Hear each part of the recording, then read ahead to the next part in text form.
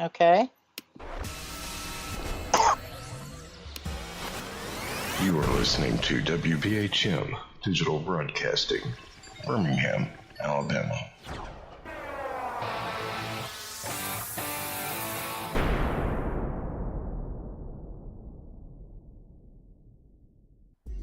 This is Ghost Talk with 187 PI.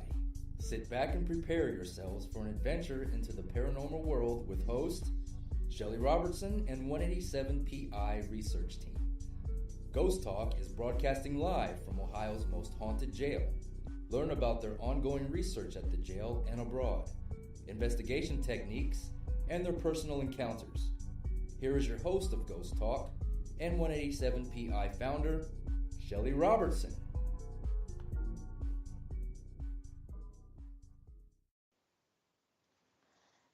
Good evening, everyone.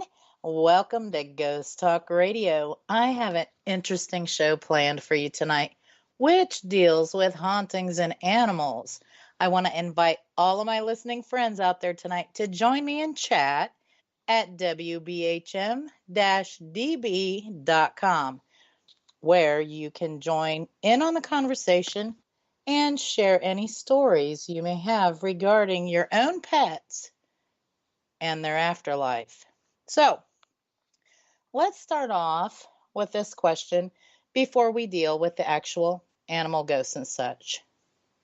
Can animals sense paranormal activity? Well, to me, it certainly does appear so. Most non-believers rationalize paranormal activity, trying to understand and justify things from a logical perspective that animals can easily pick up. Now, compared to animals, humans have weakened senses. Most animals have senses much more keen than our own human senses, and many of them have senses that humans don't even have at all.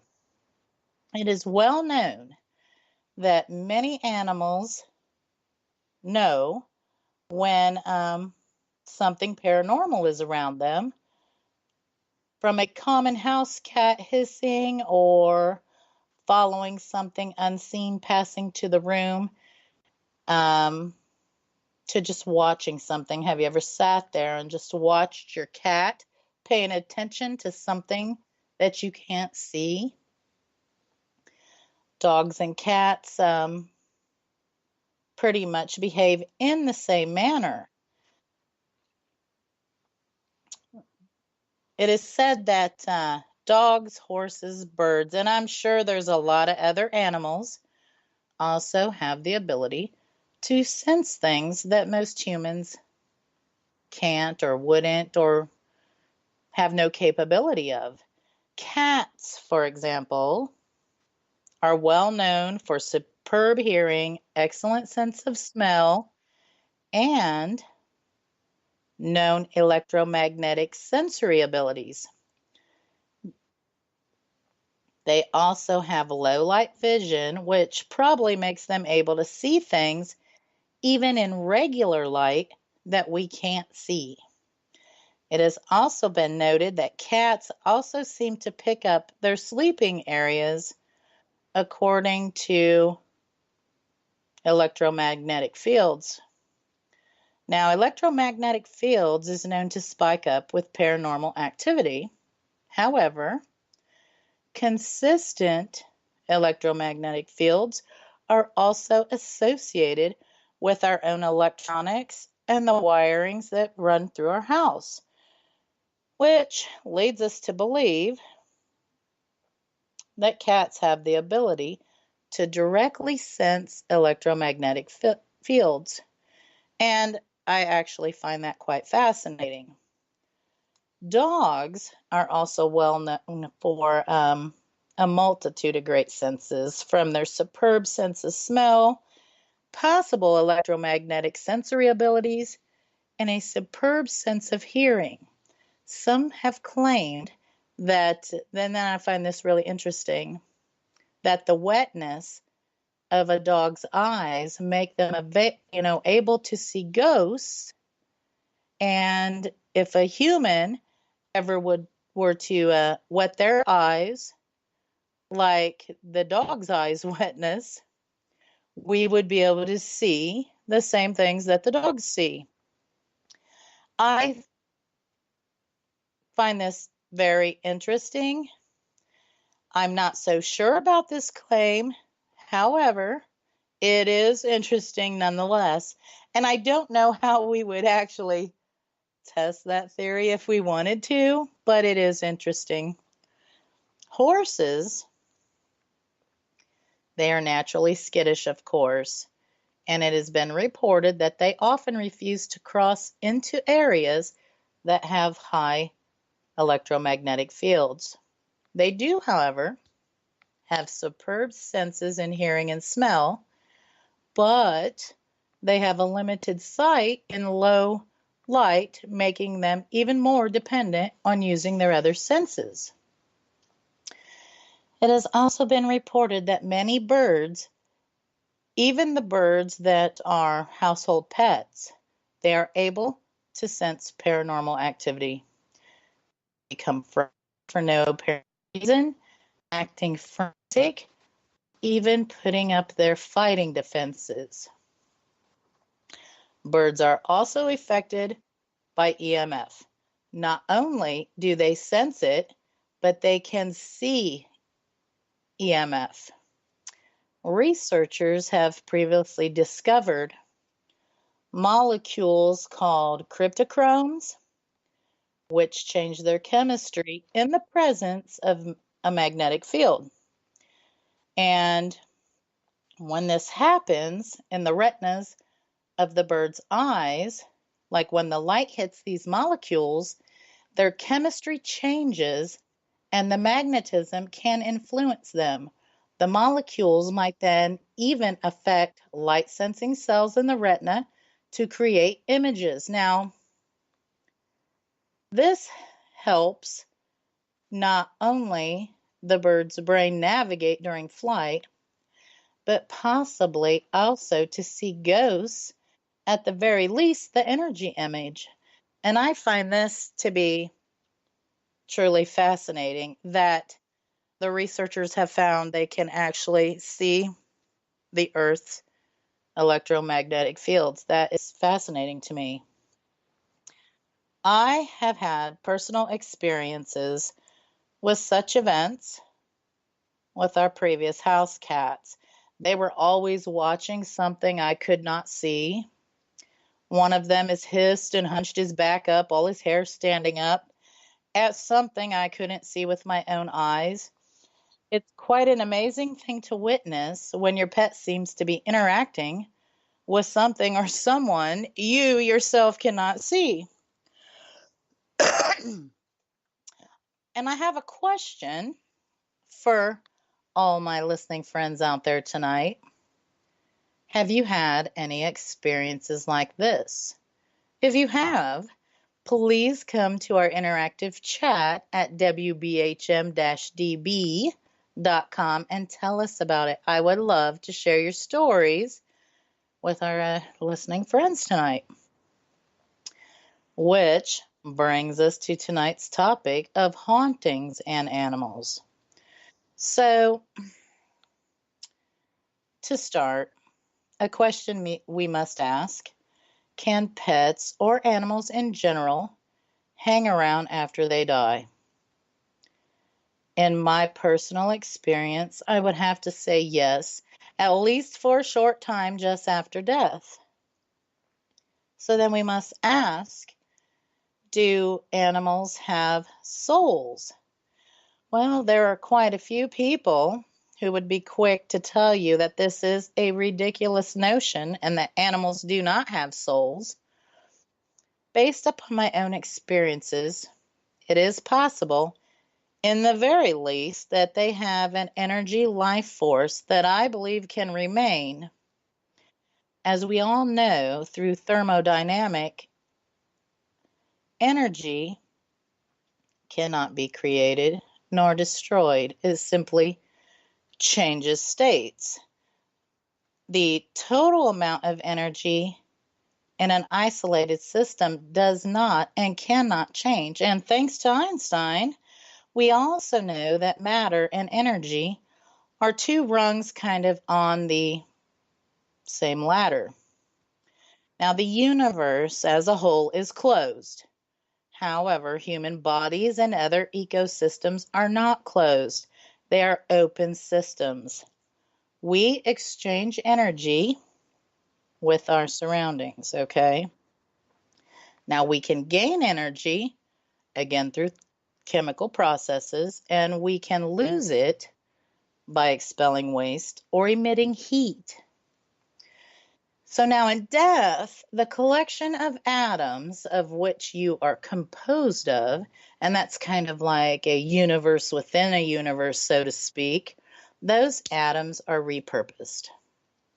Those atoms and that energy, which originated actually during the Big Bang, will always be around. Therefore, your light is the essence of your energy, and that's not to be confused with your actual consciousness. It will continue to echo throughout space until the end of time. So it is clear to me that it would be the same for an animal, that its energy would still be around. Now, could this energy from animals also retain what we might refer to as a memory stamp, like it is shown to do with humans? Well, folks, I believe so. And why not? You know, even though animals, they aren't thought to be aware of the fact that they will eventually die, like we as humans are aware, who is to say that their energy cannot remain and also retain some of the memory of the animal while it was living, you know? So could there be potential intelligent animal hauntings? Well, yeah, I believe there can be. And most definitely there can be residual animal hauntings, of course. Some of our most powerful bonds, I will tell you, are not with other humans, but they are with our pets. Could these ties survive even death? Could you be sharing your home with the ghosts of previous pets? Well, I think so. And mediums, psychics, parapsychologists, and researchers who investigate haunted sites, a lot of them also say yes. Now, many hauntings by humans, we believe, center around a trauma, a tragedy, or a sudden death, which creates an emotional bruise, so to speak, that traps the spirits in the time and space, okay? That's why it is believed that battlegrounds, insane asylums, penitentiaries, and historically violent places are frequently the sites of paranormal activity. Now, animal ghosts, on the other hand, are less likely to be the result of any of those things I just mentioned. So, we look at other hauntings, such as someone having unfinished business or someone wanting to look after someone that is, that's something else to ponder. This would likely be an intelligent haunting, whereas the energy of that person does have memory capabilities, much like water. Okay? It's been proven the ability of water to retain a memory of substances previously dissolved in it, even after a huge number of dilutions have been performed. It has been claimed to be a mechanism by which homeopathic remedies work, even though they are diluted to the point that no single molecule of the original substance remains. Now, of course, folks, water memory defies conventional scientific understanding of physical chemistry knowledge, and it is not widely accepted by the scientific community, okay? Much like ghosts or the energy of a person to retain a memory. It is not widely accepted by the scientific community because we just don't have enough research done in this field on this matter as of yet. However, through my experience and my research, I say yes, the energy from an animal or pet could also have a memory, making it an intelligent haunting, and most certainly the energy from an animal or pet could leave a stamp as a residual haunting. I truly do believe that. Now, accounts of animal ghosts have existed for a very long time. Their ghost stories go back thousands of years, and their sightings might take place anywhere, okay? And the majority of the household animal ghosts, they stick around for a more benevolent reason. Their attachment isn't about past trauma, but a vibrant emotional connection with their owners or their homes. The connection between master and pet can be so powerful in life that it borders on telepathy.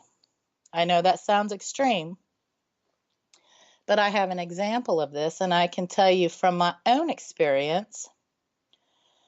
My husband had a cat, and this cat was his buddy, and he got this cat when it was a baby. He treated this cat like a person. I can tell you, every day about 20 minutes before my husband would get home from work, that cat would go sit by the back door and wait for him to get home, And this was not out of habit, because due to my husband's line of work, he would not get home at the same time every day. He would get home at different times. However, like clockwork, that cat seemed to know when my husband was on his way home from work, and it would sit by the back door. And actually, it does take my husband about 20 minutes to get home from work. So the bond, the connection, bordering on telepathy, to me is believable, as I witnessed this over and over for years. This cat lived to be like 17 years old. And now, after death, the attachments from the animals, they don't fade. That's why the ghost of a pet may still, act as a protector. For example, you have animals that are loyal and defensive in life, kind of like a dog, for instance. They cannot see death as sufficient reason to leave post. There are lots and lots of stories in the psychic community of phantom barks scaring away would-be home intruders. So I do believe that the bonds between the people and the pet can make a huge difference. Now, there is no limit on what kind of animal can haunt. Dogs and cats are the obvious choices, but horses, sheep, cow, fish, and rodent spirits have all been reported in rural areas. There have been reports of horses with antique saddles riding along roadsides only to disappear suddenly. Likewise, owners of historical farms may hear disembodied voices of the farm animals that once lived there. There are ghost stories about various types of pet animals, especially cats, dogs, and horses, being seen after their death. And those accounts have been widely reported. And with that, friends, we will be right back after this short break with more Ghost Talk. You're listening to Ghost Talk Radio on WBHM Digital Broadcasting.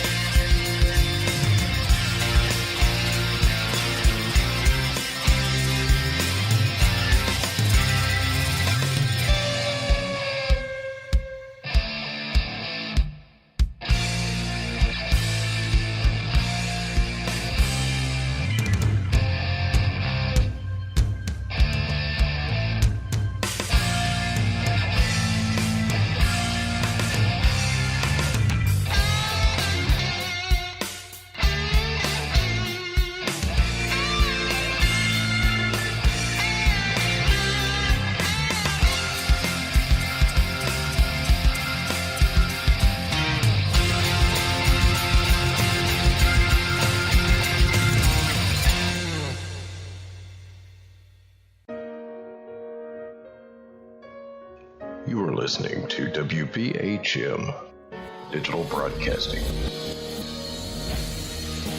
the best in paranormal talk radio.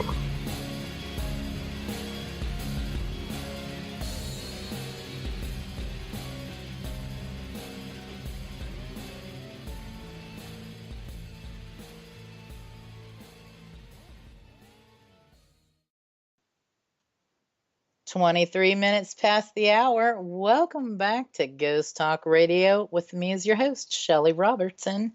If you just tuned in, I invite you all to join me in our chat at wbhm-db.com,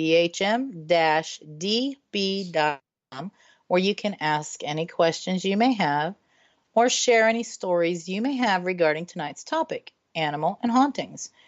If you missed the first part of the show, no worries. You can catch the show archive on Spreaker, Google Play, iTunes, and iHeartRadio at your leisure. Now, before the break, we were talking about pets and attachments to the owners. And I will say we have a story in chat from Kat. She had a dog named Willow who couldn't get up, and she had 3 other living dogs were in the dining room, and she was in the kitchen. All the dogs were accounted for. Then she heard dog tags jingle in the foyer on the other side of the kitchen, and she firmly believes that it was Max coming to let her know that she was in trouble. And Max, I take that was a dog that had previously died. And he has shown up a lot, she says. And she saw Willow a few weeks after she died going into the kitchen. She was almost transparent, but not quite. There are lots of accounts of people's pets, and it seems like they want to visit where they formerly lived. They may stay for a minimal period of time or even longer. Many owners have reported not only seeing their ghost animal, but also smelling, hearing, and even feeling them through touch. These ghost animals seem to continue their routine they developed while they were living as pets, such as sleeping on a bed, heading to a food dish, or interacting with other animals still alive and remaining in the household. I will tell you, these things did happen for a short time in my house after my husband's cat died. And that cat did die in our home. I would hear food in the food bowl rattling. There were a couple of times it smelled like the cat just used the litter box, and let me tell you, that was not a pleasant smell. I would hear what sounded like the cat jumping off the counter onto the floor. And believe me, those of you who have had cats, you know what this sounds like. And this went on for a little while, and I haven't heard it recently or anything, and I think maybe the cat moved on. I'm not sure, but I haven't heard in a while. But getting back to hauntings, if you have an animal, you may be asking, how long do animal hauntings last? Well, some animal ghosts stick around just until they feel their owners are ready to go it alone. Some pet owners experience a warm spot in the place where their recently deceased dog or cat used to sleep, and this will occur only for a few days or a few weeks. Animal mediums generally interpret this as an assurance from the pet spirit that it has found the afterlife. Now, let's say if you've recently moved into a new home, you could encounter a host of mysterious noises and warm spots if the previous owner kept a small zoo. If they had lots of animals that maybe died. Unless the activity escalates to bothersome levels, these spirits usually offer positive energy. Most homeowners who inherit a benevolent haunting find it unnerving at first, but eventually they kind of get used to it. Now, let's talk a bit about some reported animal hauntings. Now, we all know that the Pony Express hasn't carried mail across the United States since the mid-1800s, but the Hollenberg Station in Kansas is known for ghostly horse hooves still galloping by, tongue twisting there. And I'll tell you, that's not the only report of animal ghosts being heard. There are many, many animal ghost accounts. There is this cliff in Texas that was a site where cattle stampeded over it, falling to their death. And this happened in the late 1880s. Now, today, this same site in Texas is known as Stampede Mesa, where the hooves of the unseen animals can still be heard stampeding today. It has also been reported the famous Tower of London, and let me tell you, the famous Tower of London, it's got several different kinds of hauntings there, but it formerly housed exotic wild animals. I know, that's shocking, right? Now, a guard in 1815 reported seeing a bear walk through a doorway, and he was so spooked that he attempted to use his bayonet on the creature, but the blade passed right through the ghost bear. Now, there has been other animal sightings reported at the Tower of London as well. Even, I'll tell you, the United States Capitol building today is said to be haunted by the ghost of a cat. It has been described as having glowing eyes, and it emerges out of the shadows to unsuspecting people. Legend has it that the ghost cat appears before major national disasters. The cat's name is, believe it or not, DC, and it was reported seen before the stock market crash of 1929 and the assassination of President Kennedy in 1963. However, that cat has been seen many more times and even also recent. Something else interesting that's been reported is at the Gettysburg Battleground. And we all know lots and lots of stories come from there, and that place is hugely haunted. Residents and visitors have seen soldiers in full uniform, like they're still fighting the war that ended over 150 years ago. But these spirit soldiers are also spotted on horseback. So there again, the animal is still with possibly the pet owner. Another interesting one is at the Lemp Mansion in Missouri.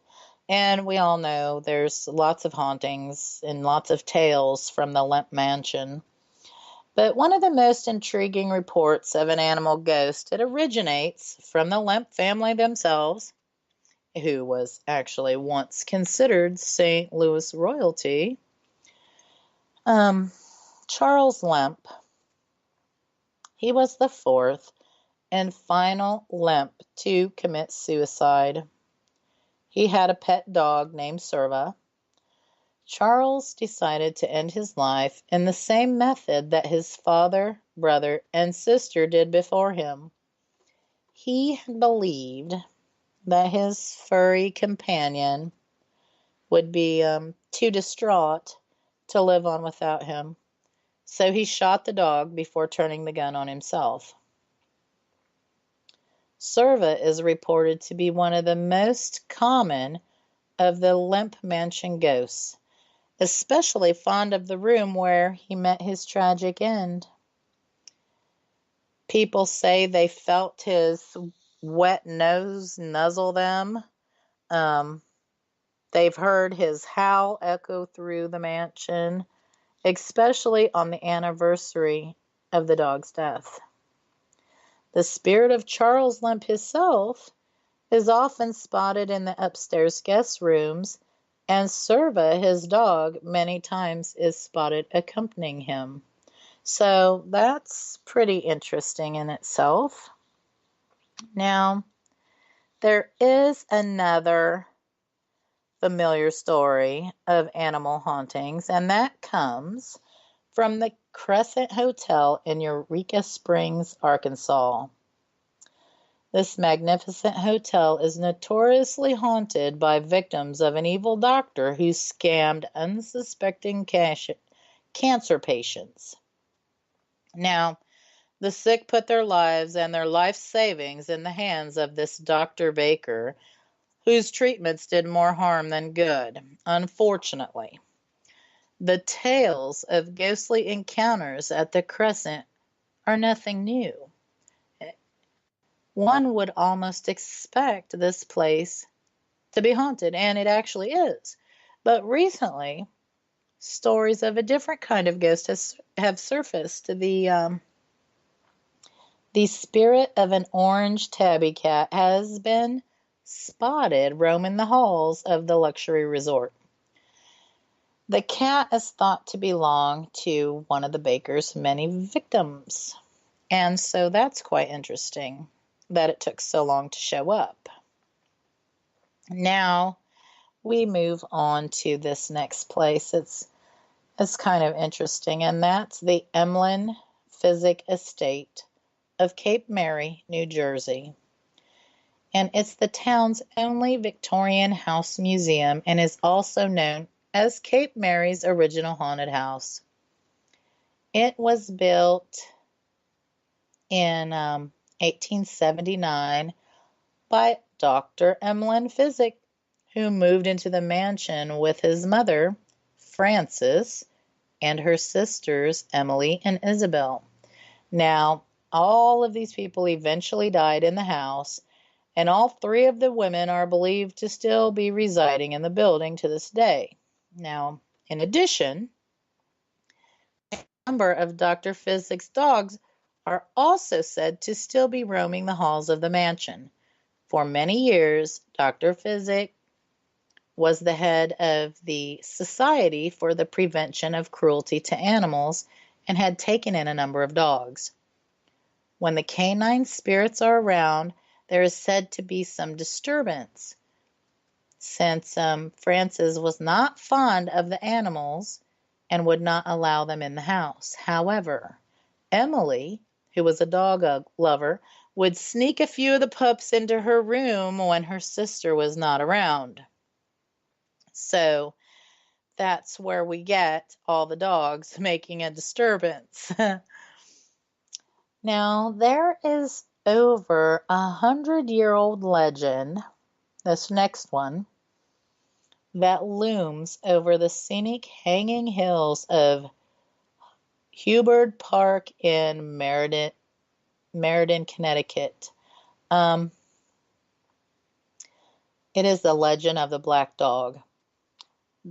Those who claim to have seen this dog say it is completely silent and it does not leave any footprints. Several deaths in the area have also been blamed on this canine. A geologist named W.H.C. Pinchon, who published one of the earliest accounts of the black dog, stated, "If you meet the black dog once, it shall be for joy.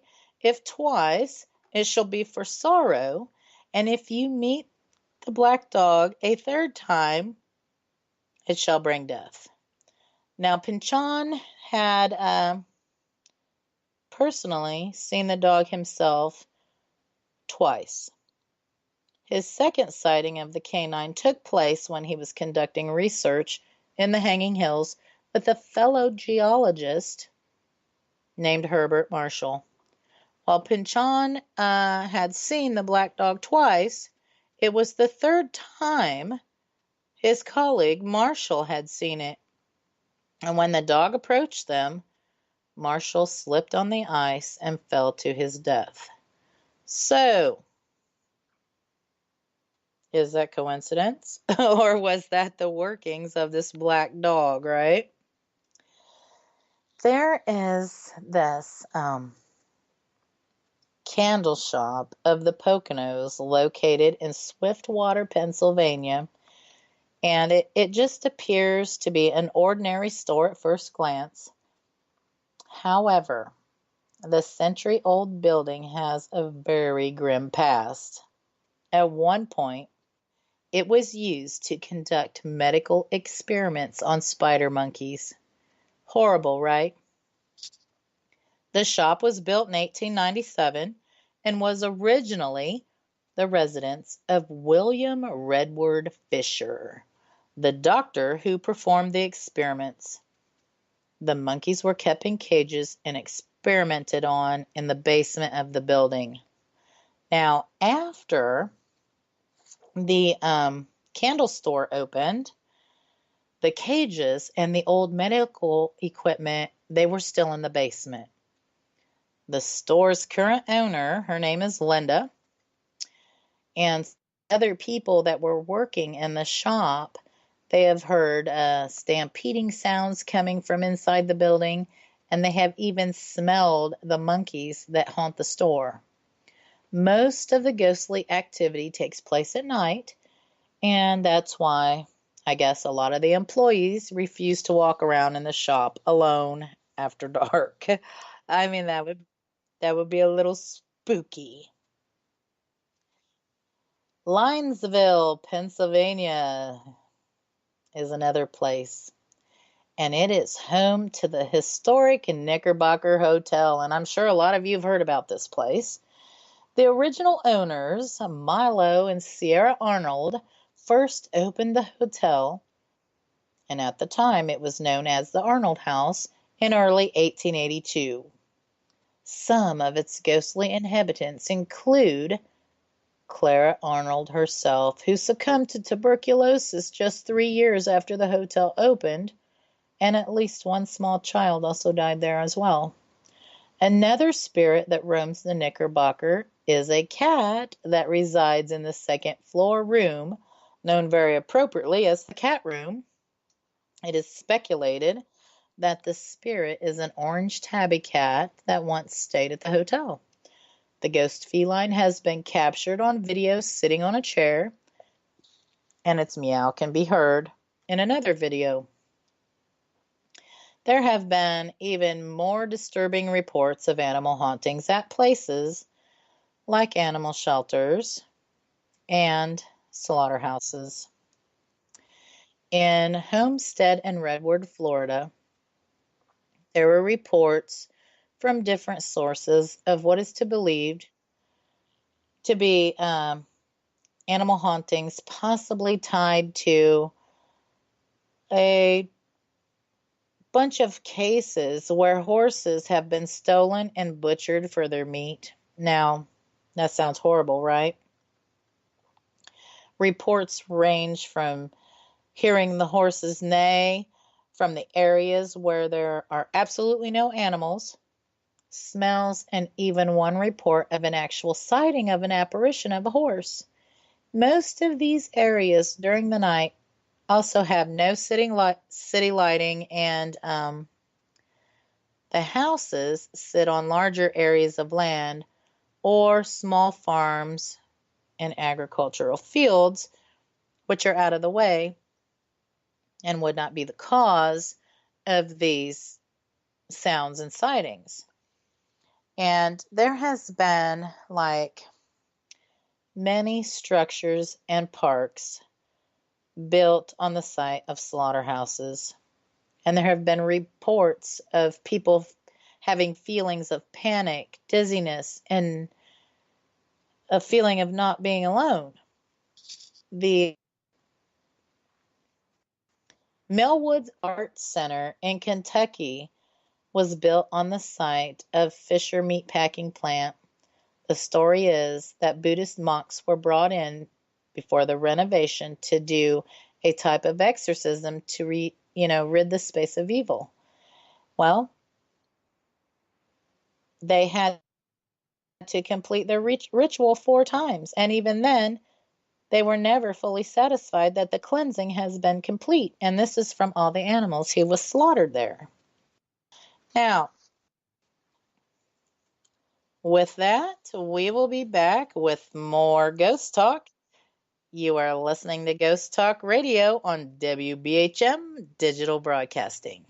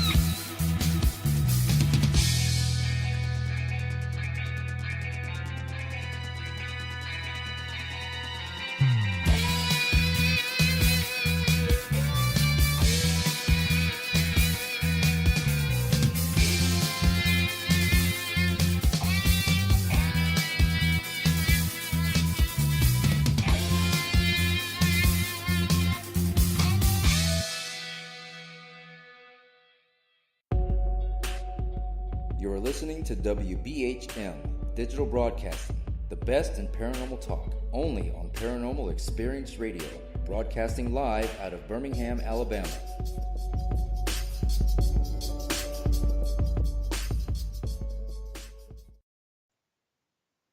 "45 minutes past the hour. You are listening to Ghost Talk Radio with me as your host, Shelly Robertson. We are broadcasting live on station WBHM.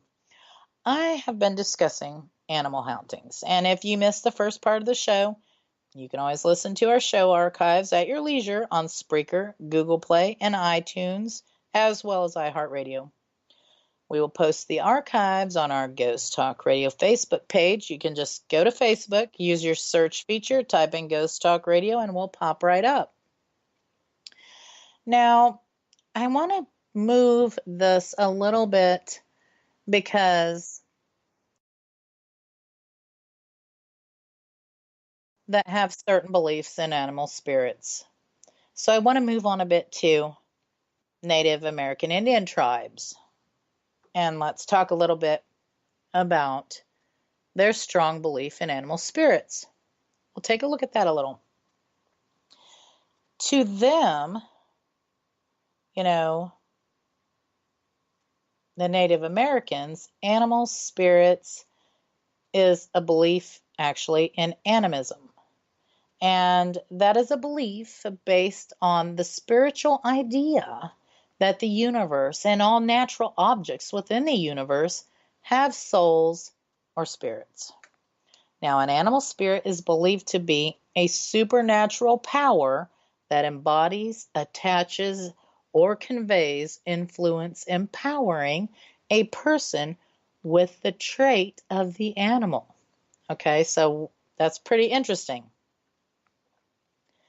The animal spirit for them is also regarded as a guide who might appear in dreams in the form of that animal. Now, the animal spirit or the spirit guide walks through life with this person, teaching and guiding them, and in some instances, even protecting them. Now, according to Indian tribes, an animal spirit is the spiritual energy of the animal on earth.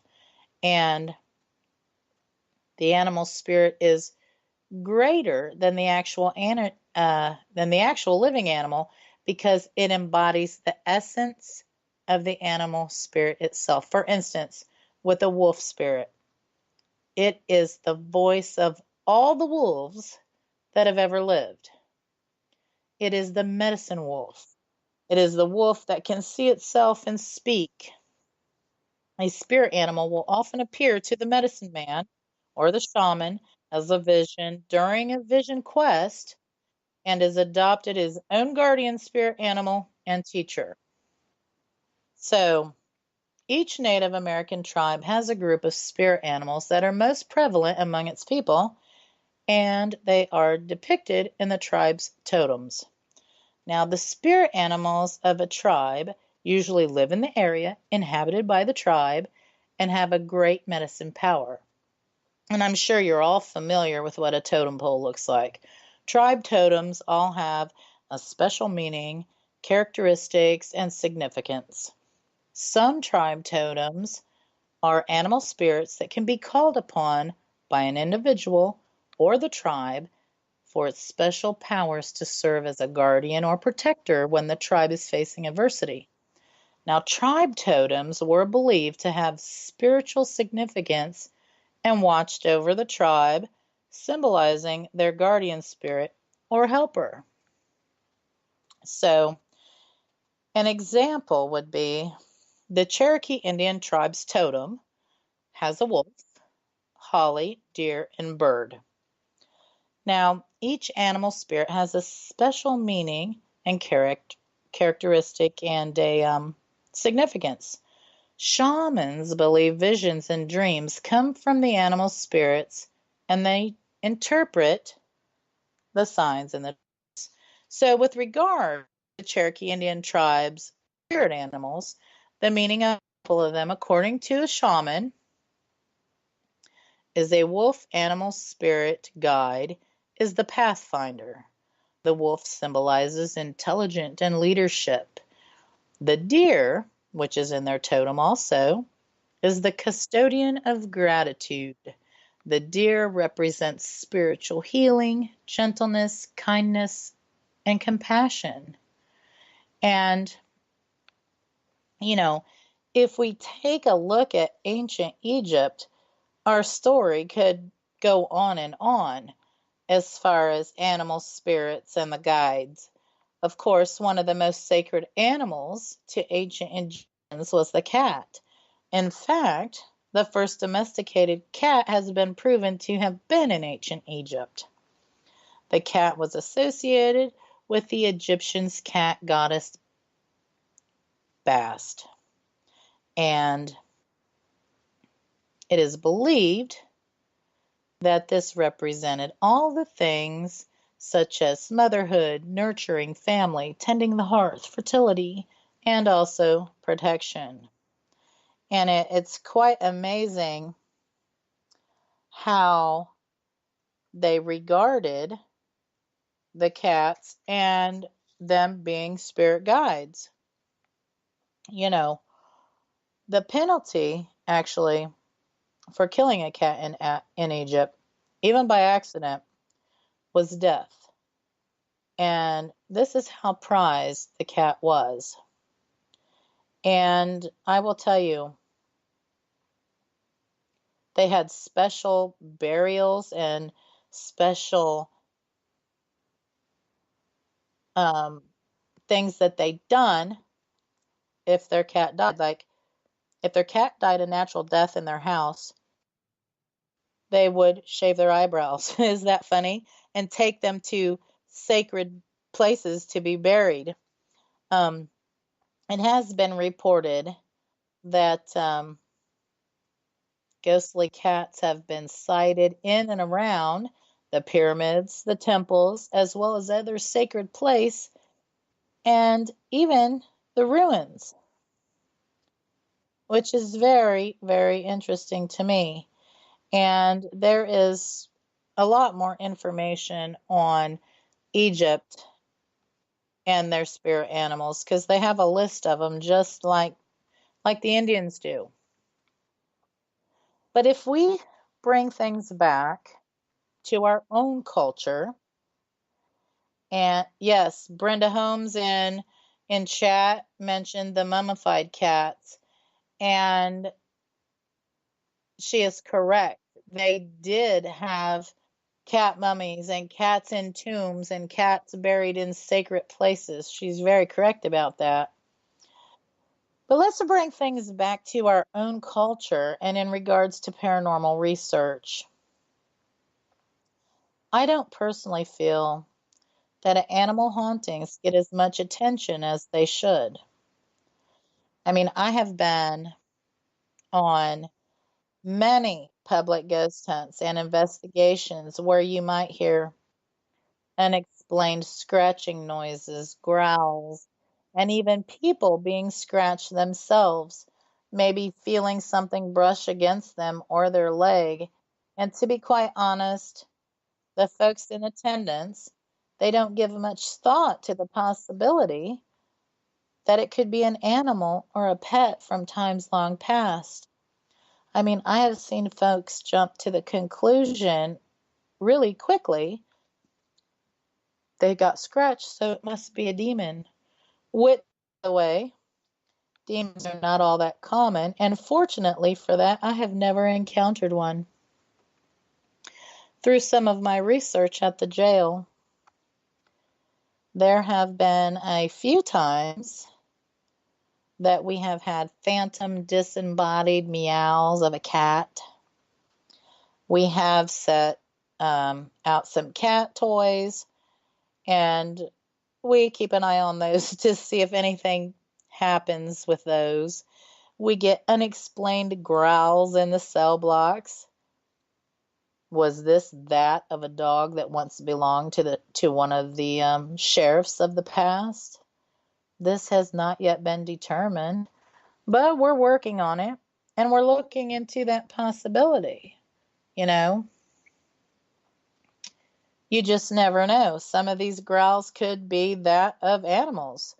I personally do believe animal ghosts do exist, and they can be as residual hauntings and intelligent hauntings. If we all as investigators become a little more aware of the signs of an animal haunting and we're able to recognize it, I think that more will come to find that animal hauntings are more common than what you first or normally thought. Now, I want to talk a little bit about what's going on at the jail this month and also what's going on the first part of November. And I will tell you, the month of October has been a very busy month for us here at the jail.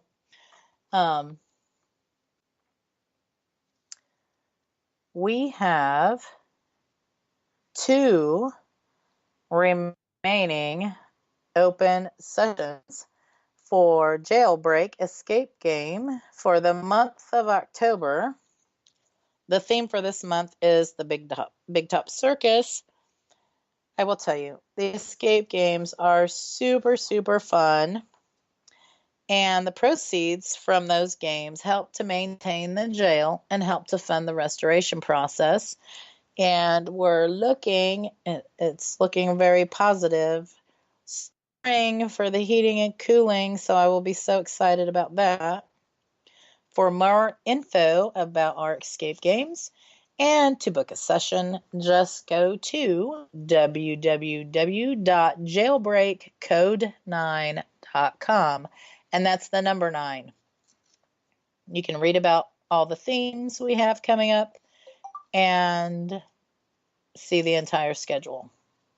Also going on this month, Sunday, October 28th, which is, by the way, this Sunday, from 6 p.m. to 9 p.m., and Wednesday, October 31st, All Hallows Eve, from 6 p.m. to 10 p.m., we have haunted ghost tours running in the jail, where you will be led by lantern through the jail, and stories of the ghosts will be told by cloaked guides. You will get to see the recreated scenes of the ghosts that still reside within the jail. Tickets are being sold at the door for $8 a person, with proceeds going to the Restoration Fund.